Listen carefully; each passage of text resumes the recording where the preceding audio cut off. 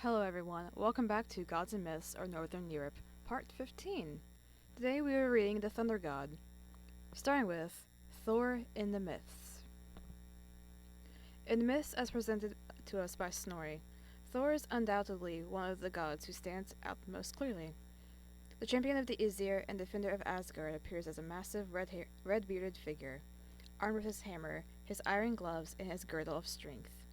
The cult of Thor had a strong life in Western Europe. In the 11th century, he was still worshipped with enthusiasm by the Vikings of Dublin. At the close of the heathen period, it was he who was thought of as the principal adversary of Christ. In Norway, he is described as taking part in a tug-of-war with Christ's champion, King Olaf Tryggvason, over a fire, while in Iceland, an enthusiastic woman worshipper of the old gods told a Christian missionary that Thor had delivered the challenge to Christ to meet him in single combat. Of all of the gods, it is Thor who seems the characteristic hero of the stormy world of the Vikings. Bearded, outspoken, indomitable, filled with vigor and gusto, he puts his reliance on his strong right arm and his simple weapons. He strides through the northern realm of the gods, a fitting symbol for the man of action. Like the Indian god Indra, who resembles him in some respects, Thor was a tremendous trencherman, impressing even the giants with his capacity for eating and drinking.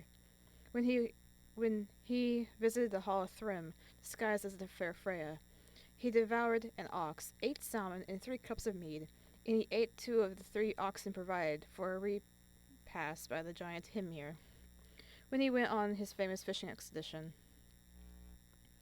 In the hall of Utgard-Loki, he took part in an epic drinking contest, striving to empty a great horn whose tip went down to the sea, and though he was bemused by the cunning of the giant, he lowered the level of the ocean perceptibly by his efforts. His visit to Hymir was ostensibly to obtain a mighty cauldron in which mead could be prepared for the gods, and there is mention of certain huge goblets kept in Asgard for Thor's use. According to another story, Thor's own ghosts were slaughtered and devoured with relish by the god, and his traveling companions, before their bones and skin were called back to life, by the power of his hammer. There's not much doubt that tales like that of the god, disguised as a bride of, or of Thor's humiliations in the hall of Utgard-Loki, were primarily for entertainment, acceptable at a time when the worship of Thor was no longer a serious concern among men. Nevertheless, the varied characteristics of the god seized upon to provide mirth must be in themselves significant, and much may be learned from them. Thor's delight in eating and drinking was in accordance with his great vitality and physical strength. His progress through the realms of the gods and giants was marked by the continual overthrowing of adversaries and overcoming of obstacles. His usual method of killing his enemies was simple and direct, without recourse to the torturous wiles of Odin or Loki. He simply struck at them with his hammer or hurled it through the air to shatter their skulls.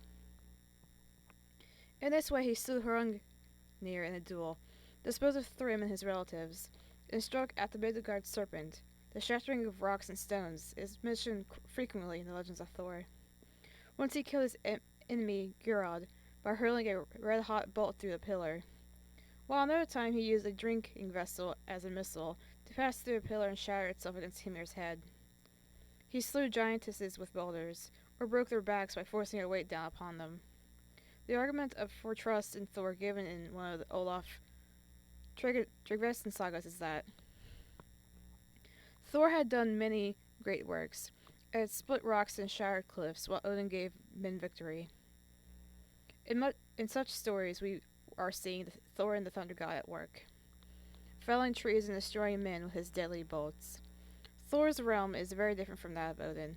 His cult was not an aristocratic one, and indeed a taunt made against him in one of the Edda poems was that while Odin received kings who fell in battle, Thor got the thralls. But we shall see that his power extended far, and that he was the god supreme not only over the stormy sky, but also over the life of the community in all of its aspects.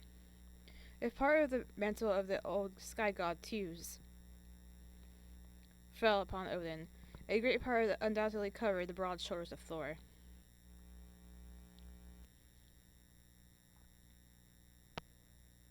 Okay, it's a little short today, but I want to save more of it for next Friday. So, I'll see you in the next video, and if you want to follow my social media, links will be in the description. See you in the next video.